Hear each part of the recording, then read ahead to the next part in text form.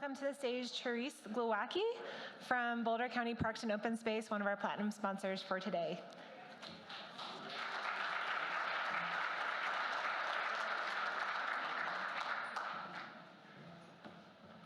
Good afternoon, everyone. This is going to be a very quick little insight into what Boulder County Parks and Open Space is doing in agriculture these days. So for those of you that don't know, this is a map of Boulder County, and the green on it is open space. A lot of it is county open space. That's kind of the Kelly green. We have conservation easements. We've got 40,000 acres of conservation easements, which are still primarily in agriculture or forestry lands.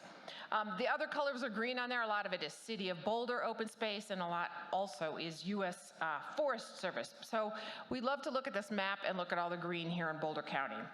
So on county open space, we have about 100,000 acres that we manage. 40,000 of it is in the conservation easements I just mentioned.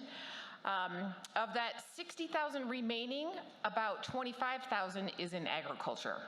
So in order to farm that 25,000 acres, we need partners.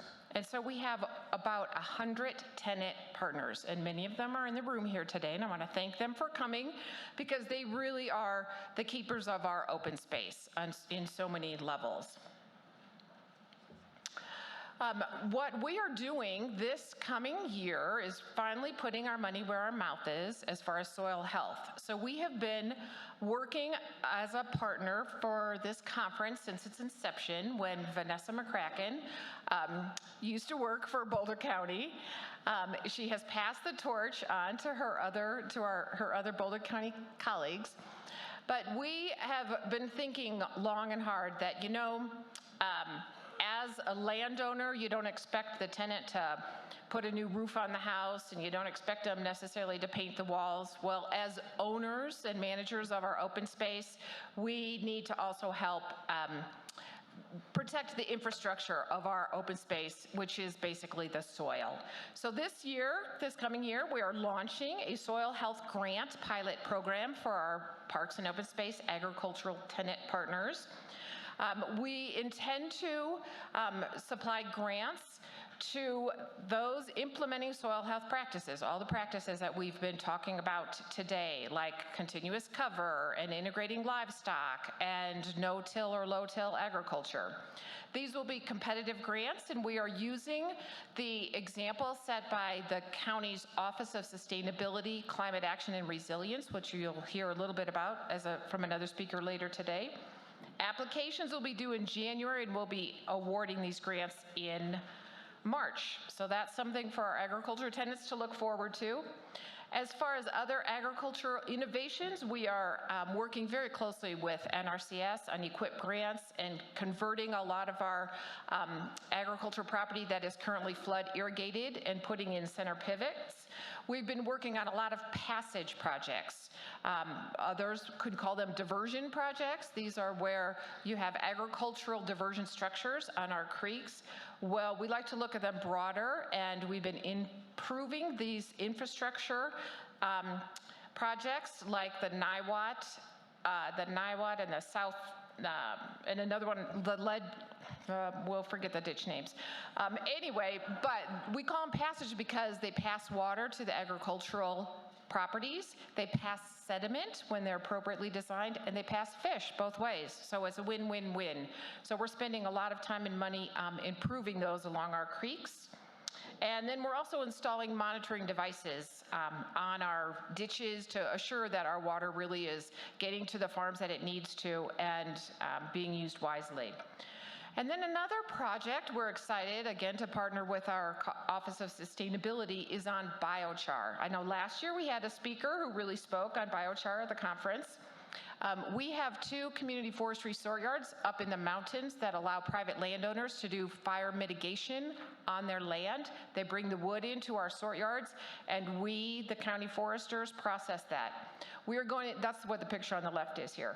We are going to partner with Biochar Now. It's an organization to turn some of that into biochar. And we are looking for, again, our ag tenant partners who might be interested in using that on their land to improve their soil quality, soil health, and soil health properties. And then one last thing is we continue to fight cheatgrass on open space, on primarily our native rangelands. You see on the left, that's cheatgrass, a cheatgrass infested open space area. We've been using a product called Rejuvera in very low quantities. It is an herbicide, and I love the talk of regenerative organic ag, but in some cases, we have found that using an herbicide that is effective as Rejuvera, that can turn our natives back into the picture on the right, increasing pollinator habitat, soil health, and plant diversity. So we are still working on that on our open spaces.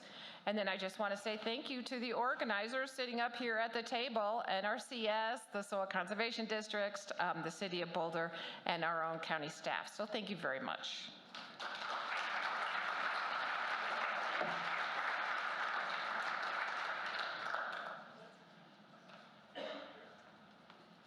All right, next up we have my great grand boss and Director of Open Space, Dan Burke.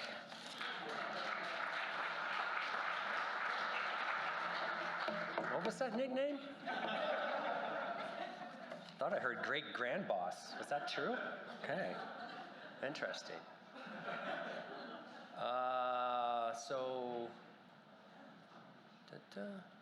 We need to go to our next slide. Oh, got it, he's loading it up. Well, first of all, I just want to put a big shout out to my great grandniece, Lauren Kolb, who's an employee of Open Space and Mountain Parks and who's a big leader and force behind this conference. So thank you, Lauren.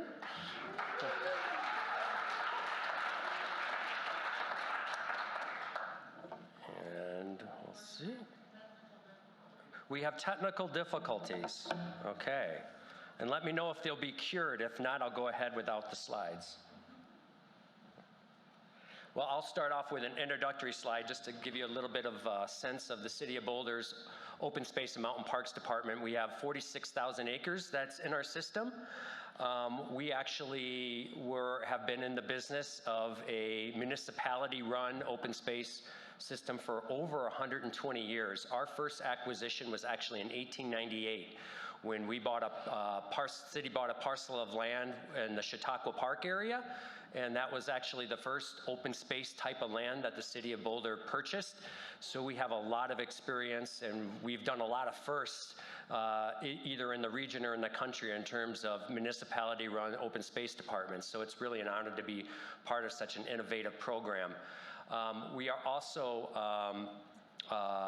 one of the first, I think we were the first in 1967 to pass a sales tax in the City of Boulder, in which those sales tax dollars are used to fund open space acquisitions and management.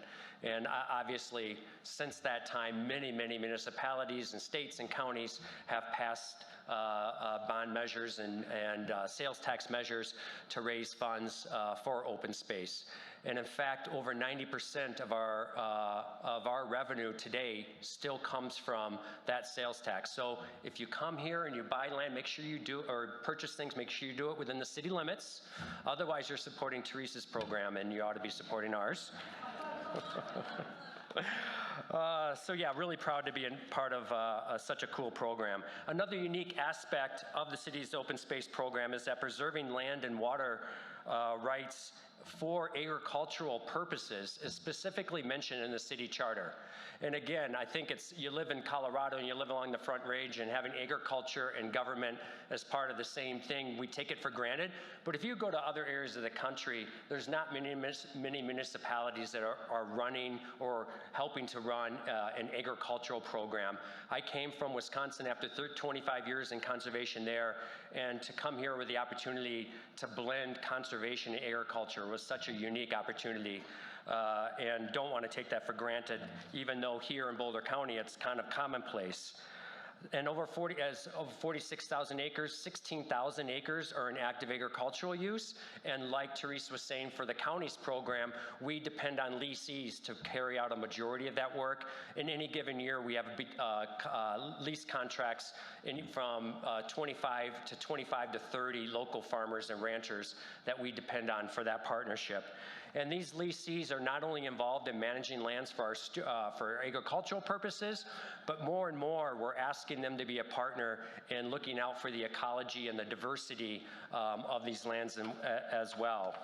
So that while we still have a lot of traditional cow-calf operators grazing and growing hay here in Boulder Valley, more and more we're welcoming new farmers, sort of a new influx of folks that are looking agricultural in a little bit of a different way. And what that has meant for us is that we need to also prioritize investments in area that the department normally didn't used to do. So we're putting more and more investments into the infrastructure that some of these new producers really need and require. And this means the department is prioritizing the need to upgrade farmsteads. We actually have 43 residences across our system. Many of them we're converting into agricultural tenant housing because that's one of the main impediments to running agriculture here is the price of housing. And we're also committed to outbuilding infrastructure needs, upgrading our irrigation and water infrastructure, and I'm way ahead of this slide. Well, let's back up one there. Let's just keep us there. And so again, how our budget has changed even in the last 5 years and what we're prioritizing now versus then is all to prepare us for this new generation and some of the new agricultural needs that we're seeing a demand for. And what we're seeing is, as an outcome and a benefit of these investments, is that these resources are breathing new life into our historic farmsteads and homesteads. And the city is helping to ensure that agriculture continues to be a viable business and way of life here in Boulder. And I'm really confident in saying this, that if it really wasn't for Teresa's and Boulder County's program and the city's program, agricultural, as much agriculture as you see here in Boulder County really wouldn't be here. It wouldn't be economically viable. With the price of land of what it's here in the Front Range of Boulder County, I think the two programs from a municipality and a county run is helping to make agriculture sustainable and viable here. So in addition to making these needed investments in our buildings and infrastructure, we're also committing investments in the land itself. An example of this is that since 2020, we are averaging applying compost to around 200 acres per year, as well as more aggressively being involved in cost sharing on cover seed crops. So these agricultural properties are also a place for research. They're also a place for collaboration as we look to improve soil health, as we look to connect our communities to the land, and as we like to learn more and more about how ecology can be built into our agricultural lands. And along these same lines, just a few years ago, we did two things here at the department. We established an innovative, what we call agroecology program area, in which Eric Fairley, who's here today, is helping to lead that program. And we've also established a soil health coordinator position, which our Lauren Kolb is helping to run. So more and more investments are going into these areas, and we're starting to see a lot of tremendous and exciting results that are coming out of these new program areas. So really excited about that. And so for those who might be interested in learning more about our agricultural program, I invite you to visit us online at osmp.org. And that's where we have our agricultural resources management plan that was approved in 2017. It's a robust document about everything about agriculture, including blending in recreation, blending in ecology into the agricultural program. It's a really interesting document, and I invite you to look at a copy of that. If you're also interested in our agricultural leasing program and what might be available in any given year, this is your website and where to go for that. So again, thank you for the opportunity to give you a few minutes of an overview, and thanks, Lauren.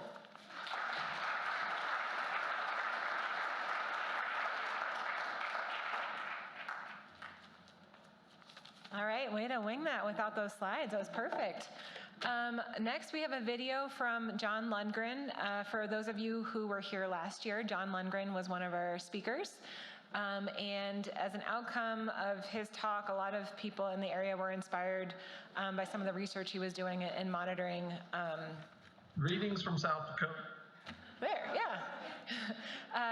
Looking at whole farm health. And so he came back this summer and with support from both the city, the county, and then private donors, monitored a slew of farms and looked at a variety of indicators. So he's going to present, it's supposed to be 10, but I guess it's 15 minutes on that topic. Greetings from South Dakota. I am Dr. Jonathan Lundgren. I was asked to give a bit of an update on our 1,000 Farms study with a specific focus in Boulder County. We were out there earlier this year, had a wonderful experience getting to know the farming community out there and starting to see the lay of the land. Regenerative agriculture is a different approach to farming.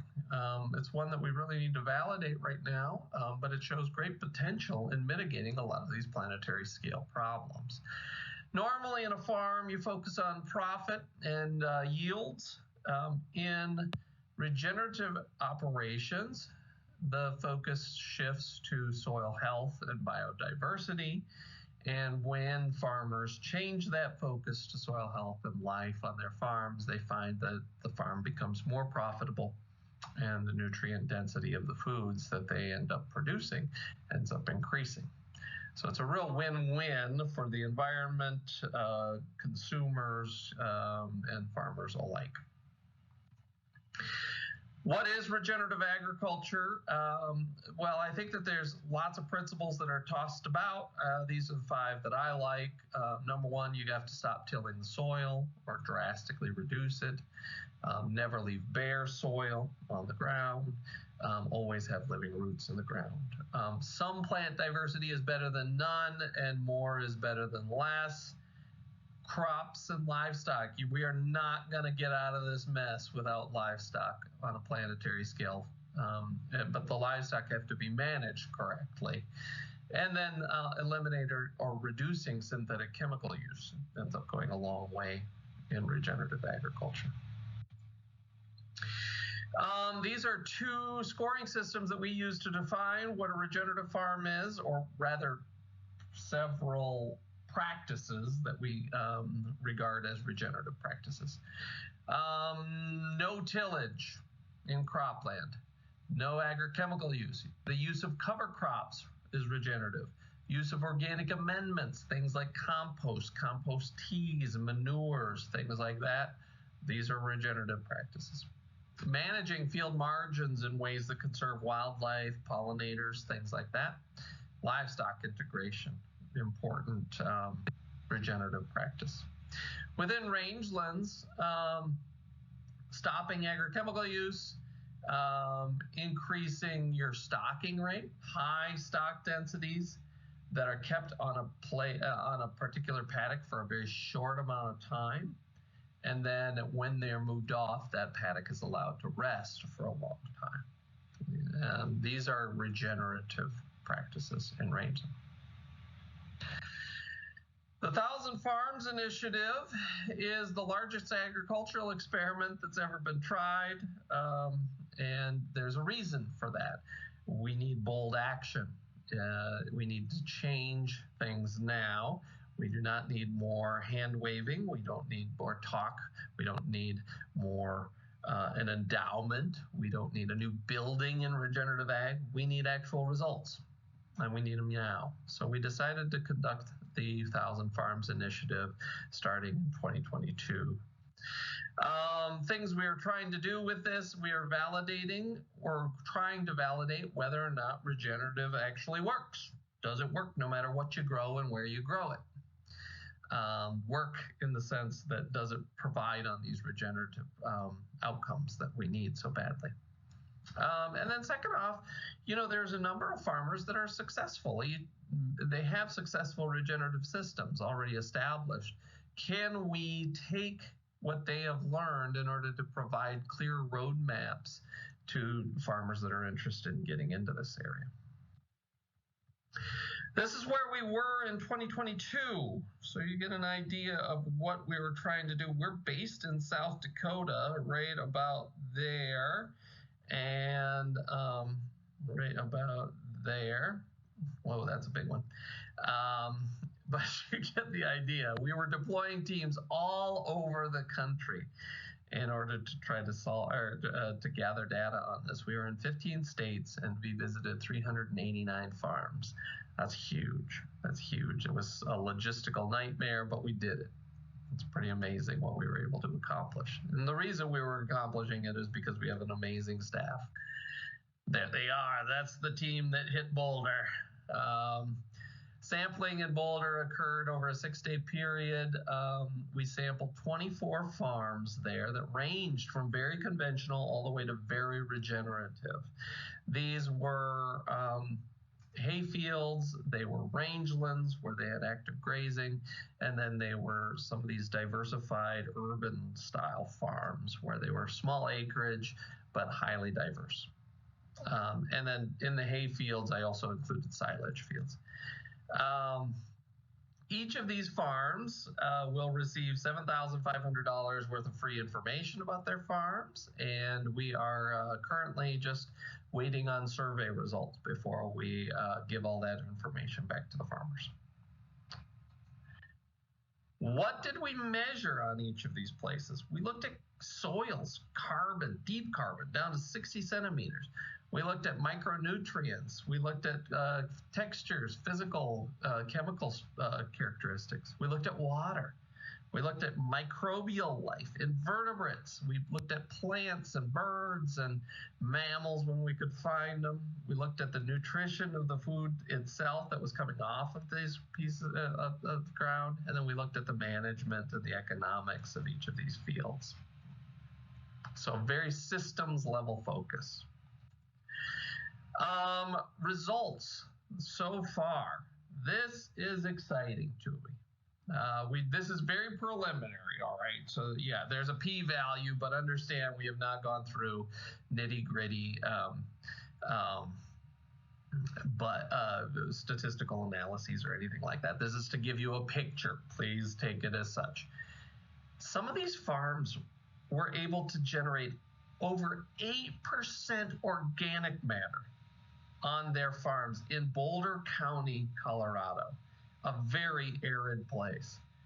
The most regenerative of the farms had 2 to 3% greater soil organic matter than the most conventional farms did. Just to give you a little bit of context, in a very arid area, each percentage of SOM that you end up generating holds 20,000 gallons of water. And it sequesters, based on our estimates at 2% more organic matter, that's 435 tons of carbon that have been sequestered on these farms, these urban or on these regenerative farms. That's pretty exciting. Really stark result.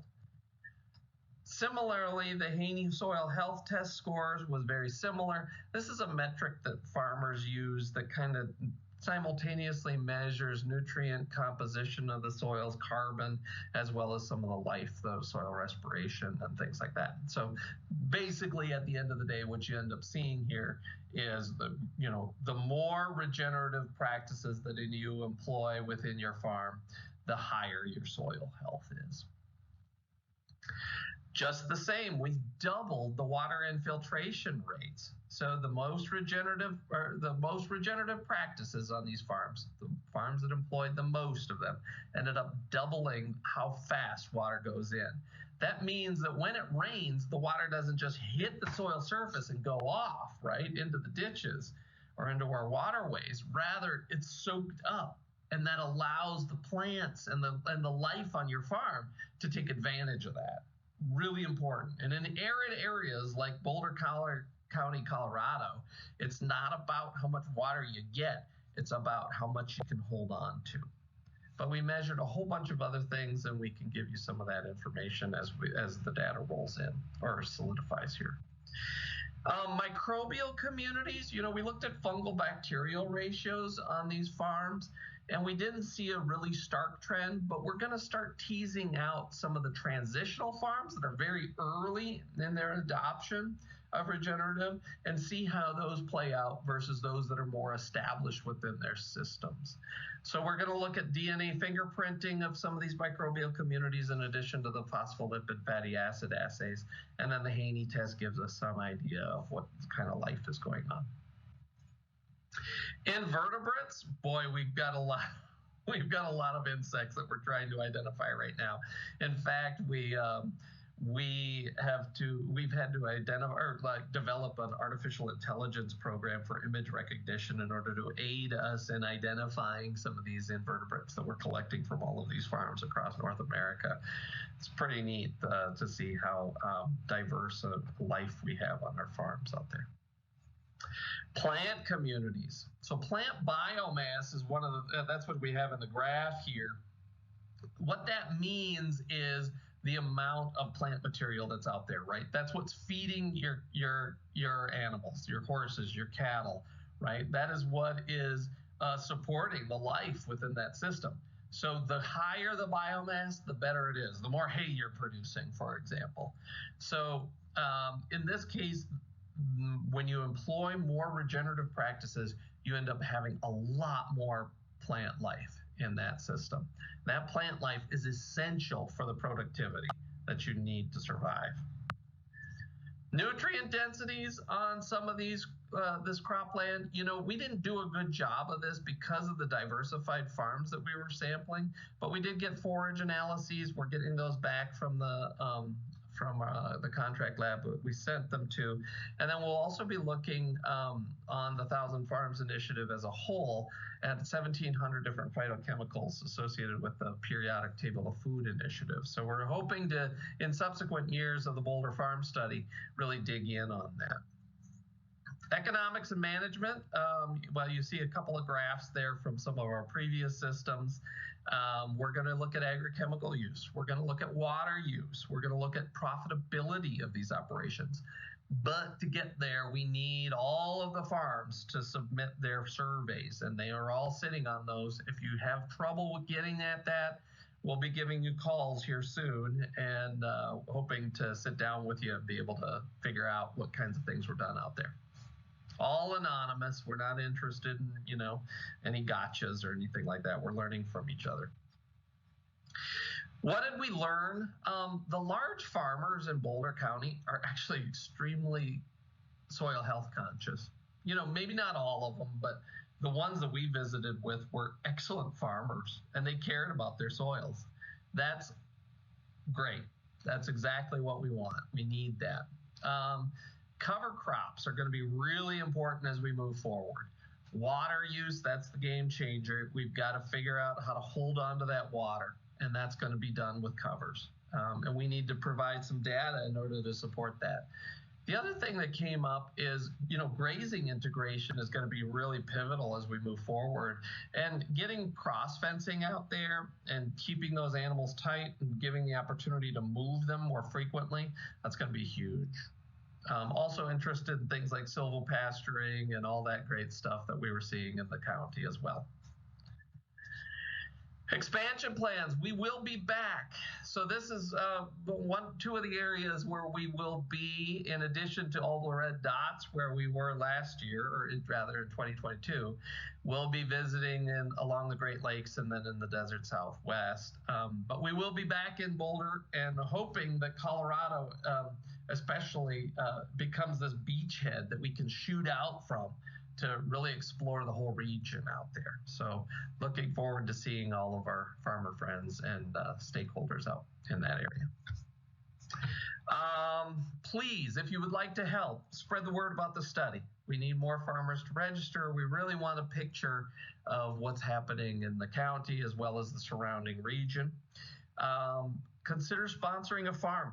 We're keeping this free for the farmers, okay? And so it costs us $7,500 to provide this information on each of these fields. But with sponsorship, we can do this, with very little effort. You know, all of these issues that we face on a daily basis and we hear about in the news just seem so overwhelming, don't they? And but all it takes is one pebble to start the avalanche. And Ecdysis Foundation is trying to be that pebble. I see in that audience out there a lot of pebbles that I hope will be instruments of change for the Boulder community as well as the community across the country. Pulled the whole team back after not getting to see each other very often over this season. We took over the local pub, so there's everybody swapping stories and trading battle stories. Many thanks to the Boulder County Open Space, Boulder City Open Space. Wouldn't be here without you. Tumbleweed Foundation, extremely important to us moving forward. Cody Orrick and the Community Foundation in Boulder was really instrumental in bringing us there. So we're looking forward to working with you guys again in the future. If you want to register your farm, it's at www.ecdysis.bio. It takes literally 2 minutes. Please get your farm in there. If you want to see what's happening with this experiment and all of the other crazy shenanigans of Ecdysis Foundation, follow us on Facebook, Twitter. You can find us out there. It's not hard. Thank you so much. We really appreciate it, and we look forward to seeing you guys all again very soon.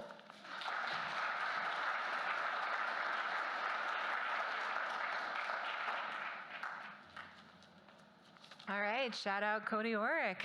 I'd like to welcome to the stage Cindy Lair from the Colorado Department of Agriculture.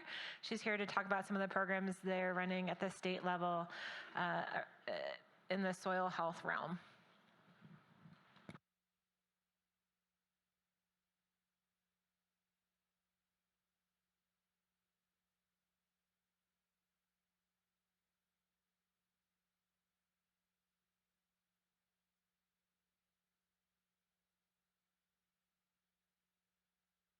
Really excited to be able to talk to you about the our STAR program. Don't know if I think the set number 9 slide set would be mine. And so I have to give a huge shout out to the Boulder Valley and Longmont conservation districts. They have been with us since day one of implementing this new self-assessment tool called the STAR program. And it means saving tomorrow's agricultural resources. Thank you very much. And our theory of change is just basically, we want to help producers where they are. It's not pay for perfection.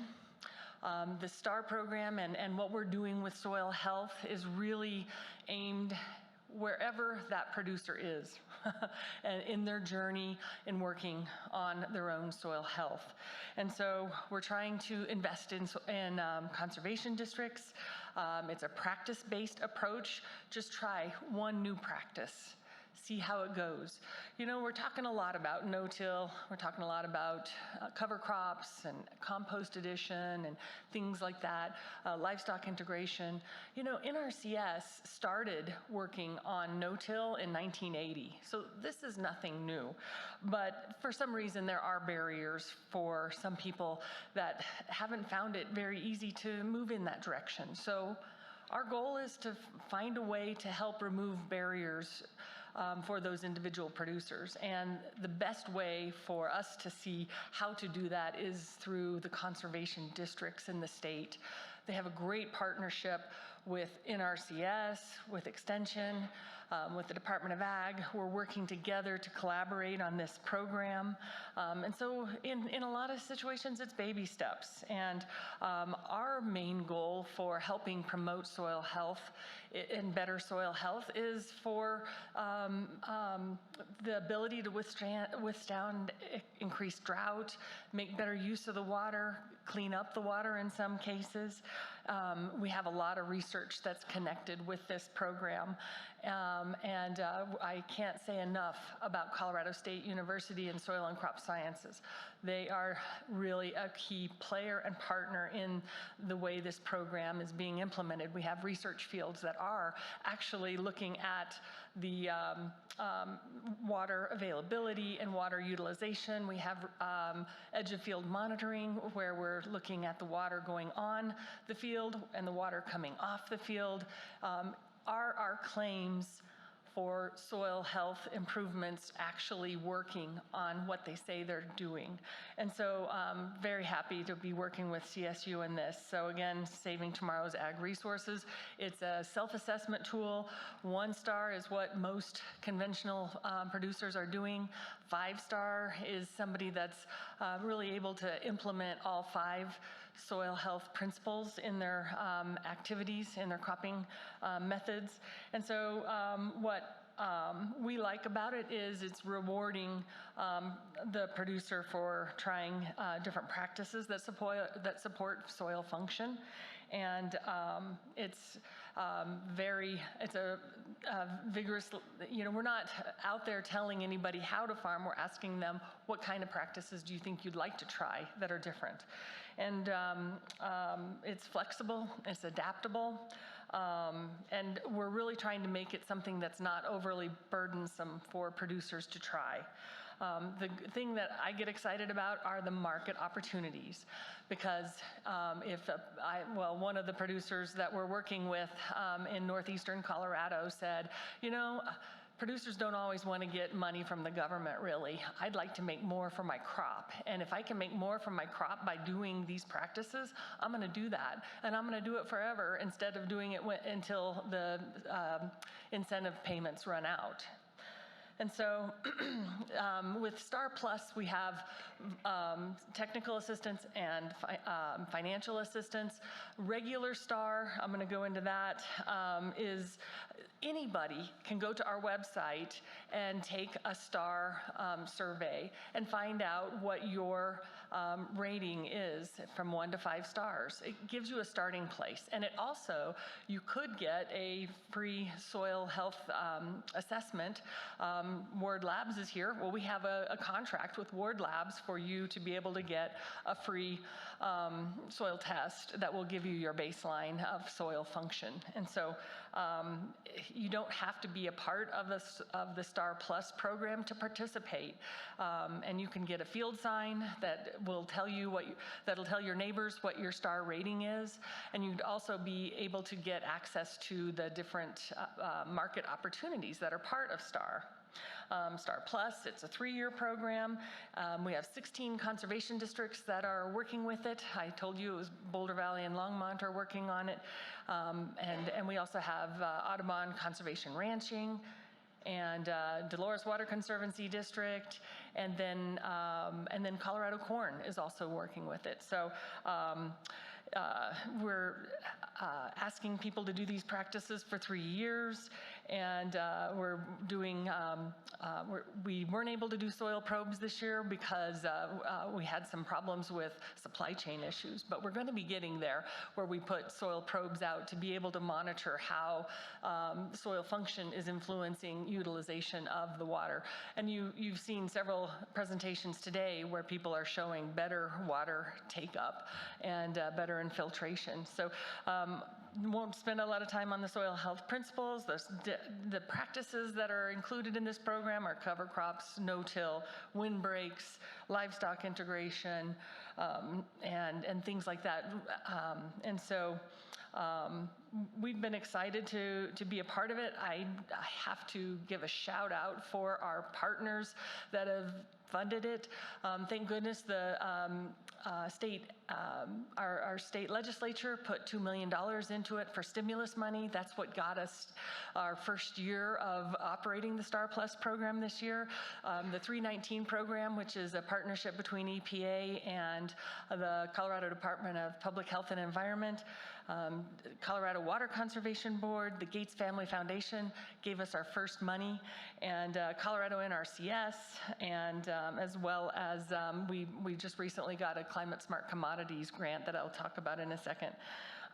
It really complements Farm Bill programs, and like I said before, it really pays for progress. It pays for effort. And we're excited about developing different markets for these practices, and there are different organizations and consumer geared companies that are actually interested in using the STAR as a way to show that their producers are, that where they buy their grain, are able to farm with regenerative ag practices. And so these are great partnerships that are happening. The STAR program is going to be with the, it is actually part of the Colorado Proud program, so that people will get that market identification and be able to know that when they buy something with a Colorado STAR seal on it, that that was grown regeneratively. And a lot of people are actually recognizing that regenerative ag, and as you've seen many slides and many presentations today, people are talking about improved nutrition and improved ecosystem services that are happening, and people want to support that. And so, no, this isn't a misnomer. I wanted to tell you, it was kind of cool. Our markets division, they never have anything to do with us in conservation. They're out, getting international trade partners and things like that. Well, I did get a call in September from our international trade specialist, and he said, oh my gosh, I don't know what to do. The UK wants to bring a delegation out here, and they want to learn what we're doing for regenerative agriculture. Can you help me? And I said, well, I think I can, because that's what we're working on. And so we met with the delegates, and a big delegation of diplomats and people like that from the United Kingdom, and they were very excited to learn about what we're doing with STAR. And so I'm thrilled that that it looks like the future of our international trade will actually be looking more closely at regenerative ag. And so what makes me feel good about it is that eventually is going to get to the farmer. That is going to pay for performance. And so we do have a pay for performance with the STAR program, and we're getting ready to work down this direction where it'll be the early adopters that get rewarded. So I've talked all along about paying for people to try something new. Well, there are so many farmers and ranchers that are already applying this and that have been mastering it for a long time, and they've kind of felt a little bit left out, but they don't care because they wanted to do the right thing all along a long time ago. And so we're finding ways for them to get more money when they go to sell through this pay for performance program, and it's an increased pay per acre. It's not promoting production amounts, and but it's looking at per acre. And so stay tuned. We'll be having more information as that goes. We're doing some pilots this year, though. And so to help those farmers that have already been doing it, we're excited that it's going to be across the board, those that are just getting into it and those that have been in it a long time. Many of you may have heard about the Zero Footprint program. It was piloted in Boulder County with Mad Agriculture and also in Denver County. We're taking the Zero Footprint program statewide. It's going to be made available so we can have grants to star producers that want to expand their acres and try some more of the same practices in different fields. And so we're going to be having opportunities for producers to be able to write proposals to get paid to do more of the work on their fields, and instead of the money coming through the Department of Agriculture and the conservation districts, it's going to come through this Zero Footprint nonprofit. So our first year of the Star Plus program was big. We had $5.5 million. We were able to have a total of almost 24,500 acres enrolled. We had almost $700,000 in equipment grants and almost $450,000 in producer incentive payments. So it was a big year, and I have to thank our conservation districts who are participating in this. It was hard to get it. We had a small staff launching a big program, and we all did it together, and I'm very thankful for what they've done. We have about 125 soil health tests that were performed, about 144 field forms that were scored, and 125 BMPs that were implemented. So we're about to expand. We got $25 million to take the STAR program and expand it to 450 different producers, 45 conservation districts and eligible entities, and then we're also expanding it out to the west, into the other Intermountain West states are going to be able to be involved in STAR, how it'll fit with their state programs and with their conservation districts. So we're very excited about it. We're going to have an application opportunity for entities and conservation districts it's probably starting February 1st. And for the field year of starting October 1st of 2023, it's officially the 2024 field year. So that's all I'm going to talk about right now. I went through a lot of information. I could have gone longer, but just wanted to give you a quick update. I have a booth back there, and I'd be happy to talk to you more about what the STAR program can do for you or people you work with. So thanks a lot for the opportunity to speak.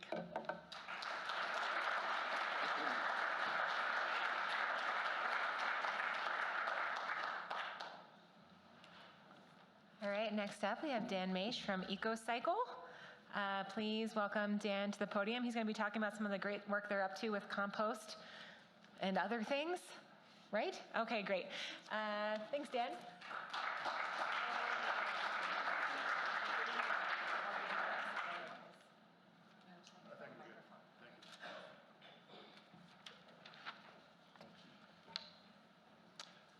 Hi, everybody. I want to talk about a project that is new to EcoCycle called Community Circular Compost System. What we're trying to do here is prioritize appropriate scale compost production using a distributed model, and prioritize making finished compost, high quality finished compost for prioritize it for community benefit, including use by local farms to improve soil, and that's a different viewpoint for EcoCycle. We're not prioritizing diversion. We're prioritizing making quality compost. So that's what I'm going to talk about here.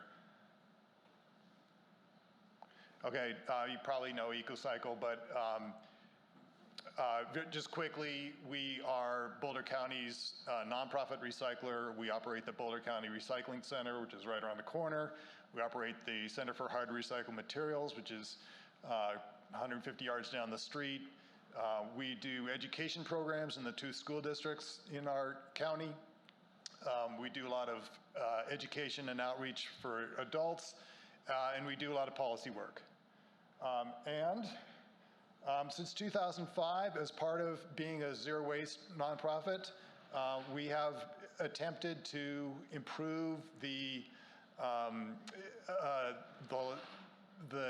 fate of our food and yard waste. Try to keep it out of the landfill was the first goal. So just a quick timeline. So in 2005, we started our commercial food waste collection program. Prior to that, everything that was all food and yard waste was going to the landfill.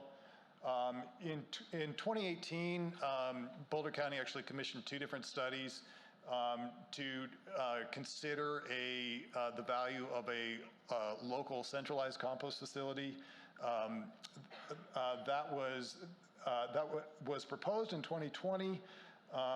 Unfortunately, that proposal had to be withdrawn due to site concerns.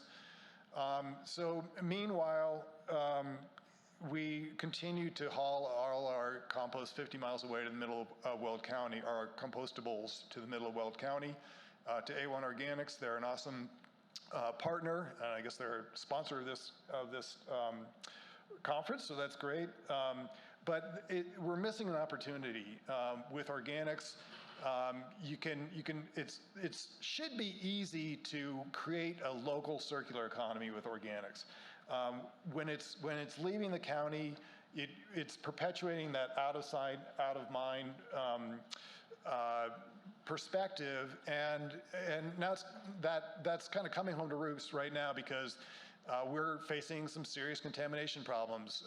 We're shipping too much contamination to A1, and by we, I mean not just EcoCycle. I mean every hauler in the Front Range that is going to A1. The opportunity that we're missing is to connect, to make quality compost and use it to improve our climate resilience. So what that means is supporting our local farmers and thus strengthening our local food system, and connecting composting use to regenerative agriculture and all the benefits of that: water conservation, soil health, carbon sequestration, and having a stronger community.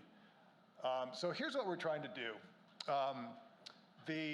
The graphic in the middle is the sort of representative of what we're trying to do. It starts on the left side, starting with creating clean discards, sending it to local composter. We've got to come up with a better graphic than that factory-looking thing, because that is not what we're doing. And then, like I say, prioritizing getting it to local farmers and using it for improving our local soil. So on the perimeter there, so on the left side, right side, sorry, we have two citizen science, community science projects represented there. One is a backyard carbon sequestration project that we did for 3 years. I'd love to be able to tell you the results of that, but I don't have time. And then we have a brand new community science project that we're partnered with City Boulder on, called Cool Boulder, and I guess they are also a sponsor. Cool Boulder is focused on creating more shade canopy within the city, creating pollinator corridors within the city, and in order to do that, starting with having all of the nutrients available in the soil, that if you're planting a tree, have all the nutrients that tree is going to need to be able to provide those community benefits. And then on the left is what I really want to talk about here. That is the carbon farming and on-farm compost production little demonstration projects that we're doing. We're doing them very, very small scale right now, but I'll tell you how this is going to become more significant. So we're partnering with several local farms. I think all of them are represented in this room. I think all of our partners are represented in this room, almost, and a lot of our supporters. So thank you very much for all the roles that you've played in this. What we're doing is we're demonstrating. This down here in the lower left is that's a shot from Long's Gardens right here in Boulder. That is one of our aerated static pile compost systems that is capable of making a lot of compost pretty quickly in a 30-day cycle of active composting and then curing, and you don't have to turn it. And we're trying to help farmers integrate that into their practice. And then they're all off-grid solar, by the way.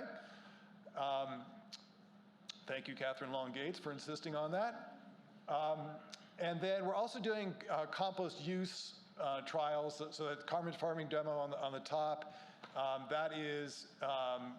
that's one of our trials where we are trying to make high fungal compost out of A1's standard conventional commercial compost. So we're trying a few different iterations of that and seeing what the result is on the soil. So how this helps us, number one, we're going to, if we don't have to transport to the middle of Weld County, obviously we're saving that transportation cost and carbon footprint.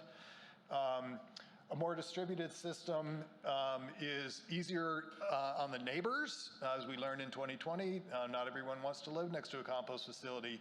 But when you talk to people about, making compost locally and using it on local farms, they have that vision. So we're trying to match that vision of like, oh, that could be really good. So as I said, the goal is clean, high quality compost rather than diversion from the landfill. So the end market becomes the focus. Make the compost that regenerative farmers want to use and that gardeners want to use. Gardeners can have a lot of pride in using local compost. Next steps, this is important. So these are very small projects. These are by necessity because the state has a regulation that you can't compost more than 5 cubic yards at a time of food waste. So by necessity, these are very small, but we are working with the state to, because the state's regulations assume that compost facility, that's one of those huge regional things like A1. Well, we're trying to create a path for farmers and entrepreneurs to start small, grow over time, and the regs grow with them. Because right now it's about $250,000 just to get a permit sent to the state, and you don't even know if you're going to be able to build a facility. That doesn't work for an entrepreneur or a farmer, obviously. Also need to change the local zoning codes. We're working with Boulder County on that to define, okay, what can you do on agricultural land, what has to be done on industrial land. And then, I mentioned contamination. We are trying to address that through a likely bill that's going to come in the next legislative session, which is truth and compostable ware labeling. There's a lot of confusion over this compostable stuff that we used for lunch. Is it really compostable? So to require that it be certified compostable if it's sold in the state of Colorado rather than all this greenwashing that's going on. And that's it.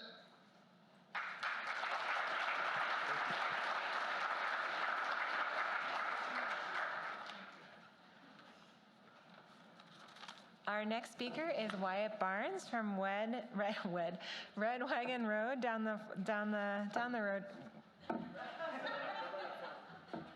It's a farm, Red Wagon Farm down the road here to talk about his adventures in soil health.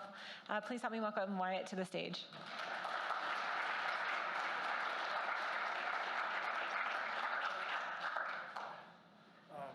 Well, thank you guys. They asked me to talk about cover crops. We started cover cropping pretty seriously about 8 years ago. We took on some land that you probably shouldn't grow vegetables on, and our soil was just getting worse and worse. And so really heavy clay and has really good water rights. But anyway, some of our goals, you kind of have to pick, if you're going to cover crop, what your main goals are, and then focus what you grow based on that. But obviously reduce erosion, really improving the soil structure with the clay that we have, and then increase nitrogen. In general, for vegetable farms, most of us that are organic or whatever are short on nitrogen all the time, and that's a really big deal, just trying to produce more nitrogen growing legumes. Anyway, and then the other is increasing profitability.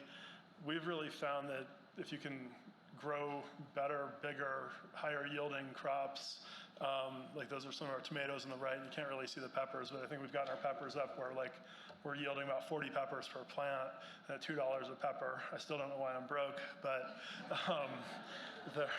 you know, that's a lot better than 20 peppers or 10 peppers per plant, you know, as well as if you're growing bigger fruits, they harvest a lot faster and are more profitable. So a lot of that really does tie in, and we've really seen yield improvements since starting to cover crop. Anyway, in general, you know, we try to get a fall cover crop in where we can. We try to use winter rye, sometimes Austrian winter peas, hairy vetch, and then peas and our oats for ground needs to be ready early. Like the peas, the oats winter kill, and the peas generally you can, if you're gonna have to direct seed it, you can till it under pretty easily. And that's just a picture of us plowing under some of our cover crop that was, it just lays really flat. I don't know if anybody's seen a plow, but they don't usually leave it laying that flat. We try to do a spring cover crop. The one interesting thing on this is on the left is rye, and then we planted garlic on the more on the right there, but there's that strip of weeds. But if you look in the rye, there's no weeds, and it's just, you wouldn't really expect that. And I just happened to be out there looking at my garlic, and I was like, wow, this is really a good example of that. So it's not a great picture, but kind of shows that.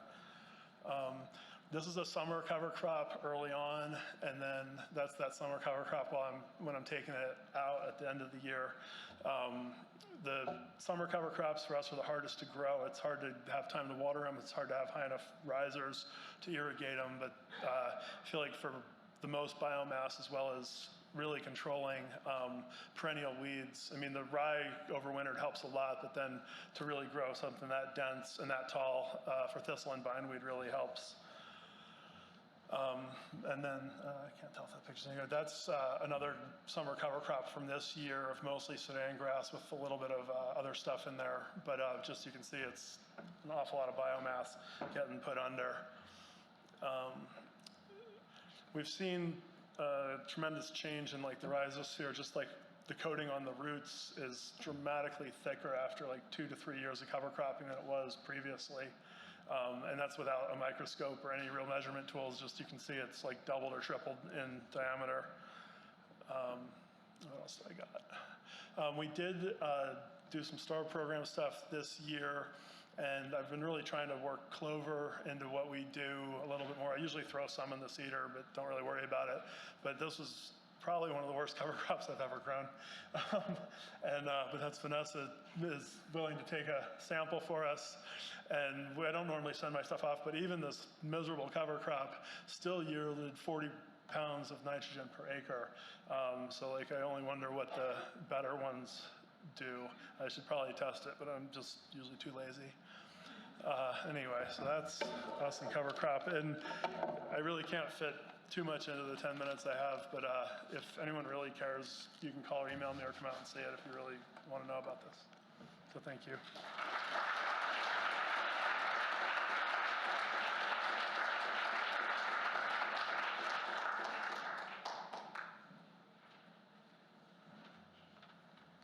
All right, next up we have an update from Vanessa McCracken at the Boulder Valley and Longmont Conservation Districts. Please welcome Vanessa.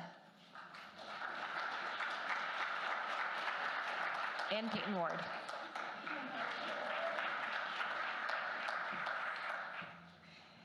Thanks, Lauren. We'll get our slides up here. I'm Vanessa McCracken, the district manager at the Boulder Valley and Longmont Conservation Districts, and our talented district conservation technician, Payton Ward. We're just going to give you a few updates about a couple of the projects we've been working on this last year. Thanks, Colin. He's the busiest guy in the building back there, running all the slides. So the two projects we are going to talk about are our conservation demonstration plot and local update about the STAR program. All right, Payton. Oh, you're right. Me first. Okay, so the conservation districts, just a quick reminder, appreciate all the folks who have mentioned the districts today, and Joe Lanier, a district supervisor from the southwest part of the state. Our two districts were established in 1945 and 1946, so we've been around a long time. You can see there our elected Board of Supervisors. In Boulder Valley, we have Dan Lisko, Keith Bateman, Scott Miller, and our two newest members, Cindy Domenico and Chris Reichard. The Longmont District, we have John Seekich, Rich Koopman, Mike Rademacher, Jules Van Tyne, and Wyatt, who was here just a minute ago. You can see a picture of our full-time staff there. It's myself and Payton, and we also have 3 foresters on staff, Rob and Scott and Ben, who were at the registration table, so thanks to them. The conservation districts, you know, we're really here to just support producers, making sure you have the available technical, financial, and educational resources, and to really just provide conservation education and collaborate with all the stakeholders in the community who are willing to work with us as well. All right, Payton. Wow, look at this thing. Hey guys, how are we holding up after all those sandwiches? Yeah, so I had some coffee, it's great. Let's see here. We have started in the past 2 years. We wanted to put on some local demonstration, and you know, in identifying that and trying to find a good farmer to work with here, we've just kind of landed on working in cornfields. Corn silage and grain corn is a very high value crop in our area as we're forage short.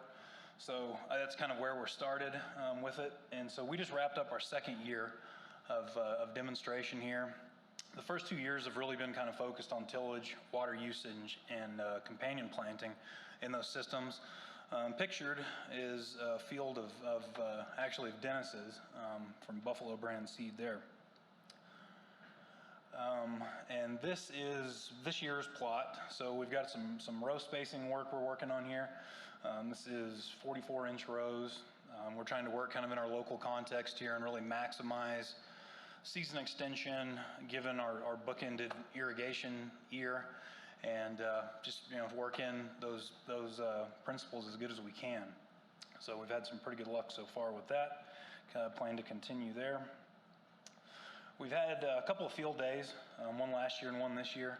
I think some of you guys have been to them, and I hope to continue that. I think they've been really fun, kind of there in the 1st of August typically, with corn, for instance. This year we had 40 attendees. We had Pioneer, Channel Corn hybrids, as well as Partners brand. We've got some results coming out from some yield data there.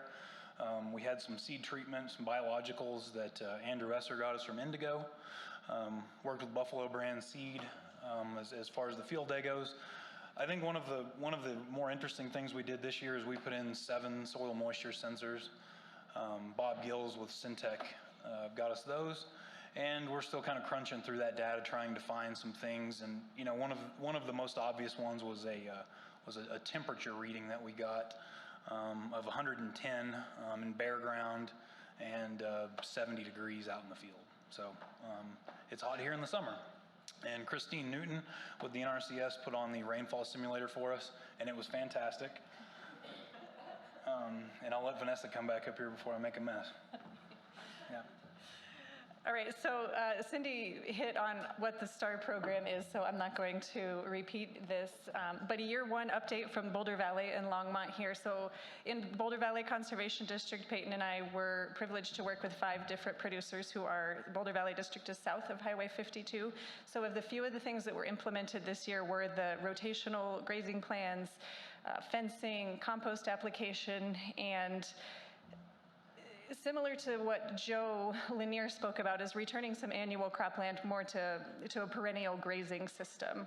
We were able to provide almost $9,000 in incentive payments to producers, those 5 producers in the Boulder Valley District, and we had a couple large sums of equipment grant dollars coming into Boulder Valley as well. So huge thanks to Cindy Lair and her staff at CDA for getting this program here. It really is rolling out well in Boulder Valley and Longmont. Longmont, north of Highway 52, we have 7 producers in the STAR program, several producers implementing cover crops, and again, more annual cropland returning to perennial grazing systems. Those producers received over $15,000 total in incentive payments and then equipment grants as well. So here's a couple pictures of 2 of the pieces of equipment that are new to Boulder Valley and Longmont, thanks to the STAR program. And here we have a video. Let's see. This was is this yesterday? Friday? I don't know. This is yesterday compost application with new equipment through the STAR program equipment grant.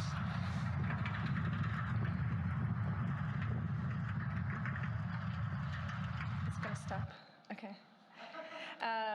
So Payton and I have had a lot of fun out with a lot of local producers working on the STAR program. Some folks out in Weld County as well. Picture there on the left of cover crops coming in after corn harvest. You can see on the right there those are the field signs Cindy spoke about. So you should be seeing 12 of those around Boulder and Weld counties in our districts out there. Producers here were between 1 and 3 stars for their initial rating. As Cindy mentioned, we have some scientific work going on as well. So a bunch of folks from CSU coming out and putting in the soil moisture sensors, and we'll have some more edge of field water quality coming up. Just making it quick here. And as Cindy mentioned, with the Climate Smart Commodities Grant, the STAR program hopefully can expand here. Hopefully we can add more producers as well. So if you're interested, please connect with Payton or myself or Cindy in the back.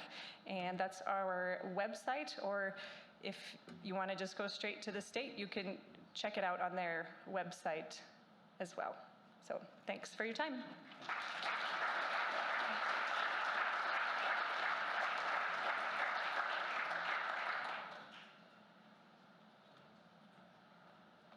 All right, I'd next like to invite the folks from Boulder County's Office of Sustainability up to the podium.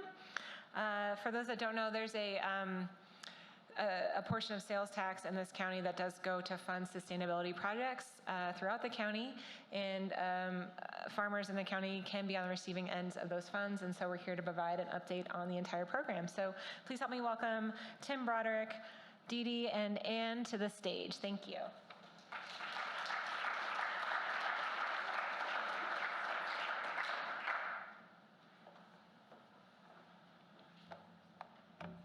Okay. I have not been at a podium since that whole little pandemic we had, so we'll see how this goes. I have a script today.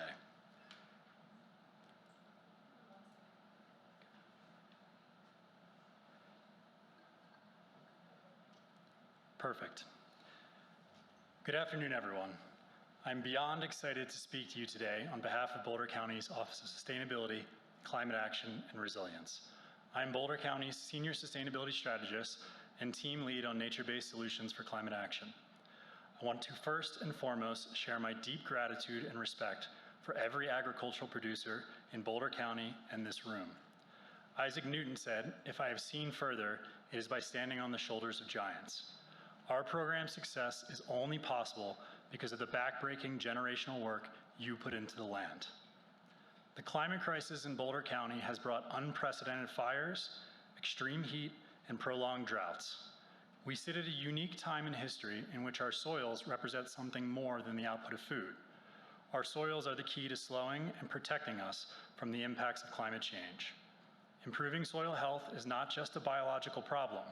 The solutions are social, economic, and political. The Office of Sustainability, Climate Action, and Resilience believes the Food and Ag Fund has acted as an incubator of regenerative successes, supporting the ongoing conversation of systems-level solutions for climate action within agriculture.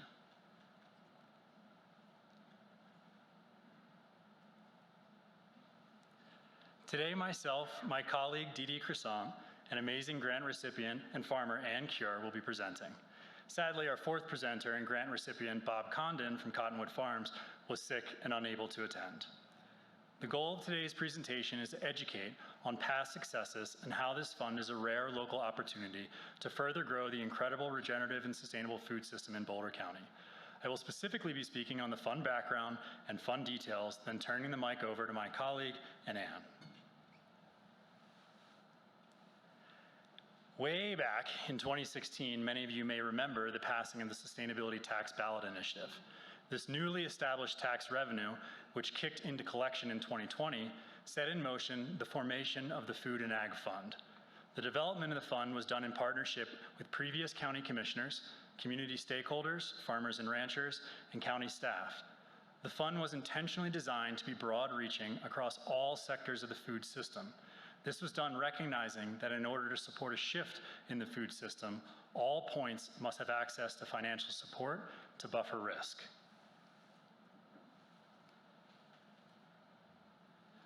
The fund supports 5 broad impact areas. Those 5 areas include on-farm regenerative agriculture and soil health practices, farmer/producer education conferences and workshops that focus on sustainable and regenerative agricultural demonstrations, on-farm and farmers market infrastructure, sustainable local food and crop production and processing, programmatic and resource support for frontline farm workers and organizations. There are 2 tiers of eligible funding. We have a small fund, which is under $5,000. An example of this would be this past year's First Nations Festival celebrating indigenous agricultural practices. And we also have a large fund, which goes up to $150,000. An example of this would be a no-till seed drill purchased for Cottonwood Farms in order to further their no-till practices. To date, this fund has received just under $6.5 million in requests over 3 years and 142 applications. We see this as a reflection of the demand to implement regenerative agricultural practices within Boulder County.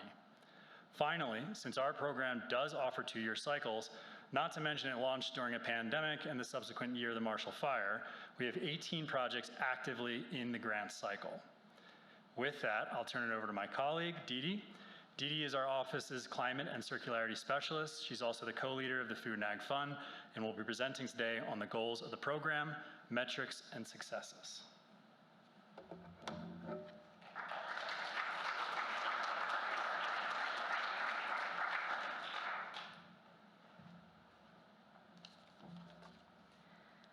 So I'm now going to share with you some of our goals and metrics of the fund.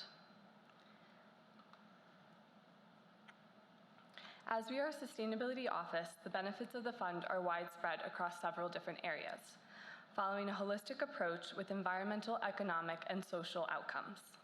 The goals of the program are as follows: promote a locally based food system, one that supports the local economy, creates reliable food sources, reduces environmental impacts, and advances circularity. We work to support sustainable farming practices by providing financial incentives to farmers, ranchers, and nonprofits so they may pilot regenerative agriculture techniques such as cover crops to improve soil health. Enhance resilience. This includes both human and landscape resilience. On the human side, we strive to enhance the resiliency of farm workers who are facing more exposure to hazards such as extreme heat and poor air quality. On the environmental side, we work to fund projects that improve water retention, increase biodiversity, and sequester carbon to create resilient landscapes that enable desirable ecological processes and are better equipped to handle major disturbances. Improve nutrition and food access. This is about supporting access to safe and healthy agricultural products and making nutritious foods available to all members of our community. Boost collaboration. We hope this fund serves as a catalyst for farmers, ranchers, and nonprofits to connect, share equipment, discuss lessons learned, and work together to create higher impact projects that can scale beyond their business's borders. This leads into our last goal, to increase education. We value the importance of supporting the agricultural community and new learning experiences, as well as fostering environmental education opportunities for our youth so they too may become future stewards of the land. We are constantly working to improve how we report on outcomes and metrics for this grant program. This slide lists some of the aspects we are tracking that are self-reported by the grantees. However, these are not representative of all 32 projects funded thus far, as many are completing 2-year projects and are still amidst their reporting.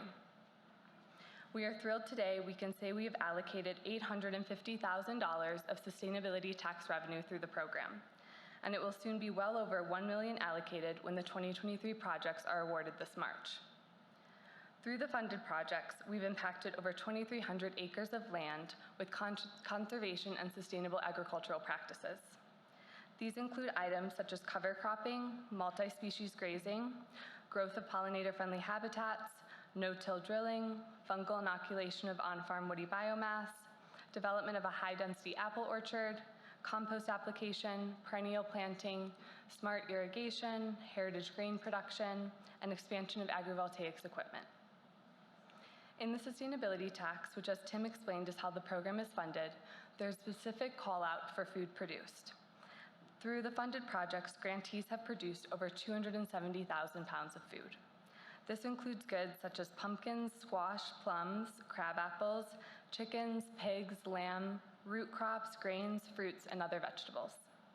Furthermore, 100% of this food is consumed locally in the county and or donated to local food shares. As we want to support farmers and create a positive economic impact, we are happy to note the program has spurred $900,000 in farmer and rancher revenue. For example, the grant funds have helped businesses to expand their crop yields, services, events, CSA, and direct market sales. Finally, our grant participants have recorded educating over 12,000 people on topics ranging from healthy soils, traditional foodways and indigenous land practices, nature-based solutions, garden-based learning, beekeeping, health, nutrition, and more. This is being taught through farm tours, school curriculum, community events, and mission-driven outreach. It is great to know learnings through the fund have reached this many people and can continue to scale outward. The timing of this presentation actually aligned with this year's grant opening, so we would like to invite eligible businesses to apply to the fund. It just opened last Thursday, December 1st, and closes in a little over 4 weeks on January 5th, 2023. Chosen projects will be announced in early March, and funds will be made available in April. You can find the program's information page by going to our website, bouldercounty.gov, or searching the Sustainable Food and Ag Fund into your search engine, and the program description page should be easy to find. We have tons of information for applicants, including Q&A forms, lists of past funded projects, and application instructions. You can always reach out to us with any questions you might have. Now on to the best part of our presentation. It is my pleasure to introduce our next speaker, Ann Cure, who owns and operates Cure Organic Farm, which is a diversified organic farm growing vegetables, annual and perennial flowers, and herbs and fruits for direct market. With its start in 2005, Cure Organic Farm has continued to grow and evolve over the years. The farm is at enterprises in pastured sheep for wool and lamb production, heritage pigs rotated on pasture, laying flocks of chickens and ducks, an apiary, as well as a nursery of vegetable, herbs, and flowers. Cure Organic Farm was the recipient of the Boulder County Sustainable Food and Ag Fund in 2020, and she will share more on the work she completed improving ecosystem and soil health through the grant.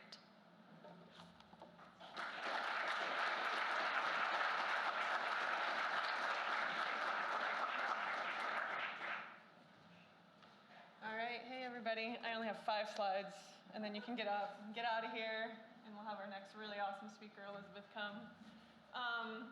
I don't know. Oh, sorry. That's right, microphone. I'm a wanderer. I like to pace. That's better. I like to pace. I don't know about you, but my takeaway from being here today is there's really incredible producers, people doing amazing things in agriculture here in our county.